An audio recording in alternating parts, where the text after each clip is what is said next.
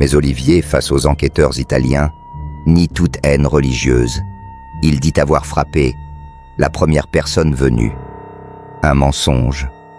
Un effondrement psychique? L'avocat italien évoque un homme incapable de réfléchir, mutique, peut-être en état de choc.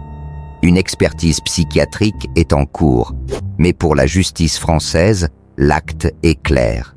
Et la demande d'extradition est acceptée le 30 avril par la Cour de Florence. Olivier va revenir pour être jugé. Emmanuel Macron parle de haine religieuse intolérable. Le ministre de l'Intérieur évoque un acte de barbarie.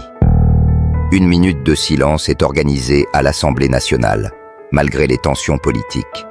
À Paris, à la Grand-Combe, dans tout le pays, des fidèles et des anonymes se rassemblent.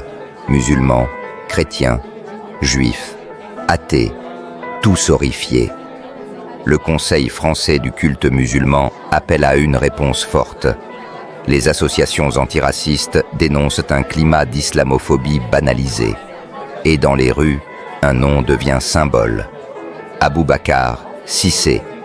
Un jeune homme, un cœur pur, un sourire simple et une mort d'une brutalité inouïe. Mais qui est vraiment Olivier Hadzovic? Il n'a pas de casier, pas de passé violent, pas de fiche S. C'est juste un jeune homme sans emploi à la dérive. Il est d'origine bosnienne. Il a été élevé dans une culture chrétienne, mais avec une idée fixe: tuer, filmer et afficher sa haine. Était-ce une obsession contre l'islam, une pulsion meurtrière, une fascination pour la mort? Les enquêteurs n'ont pas encore toutes les réponses, mais une chose est sûre, ce n'était pas un accident, c'était un message. Et ce message a traversé les frontières. Je suis le veilleur.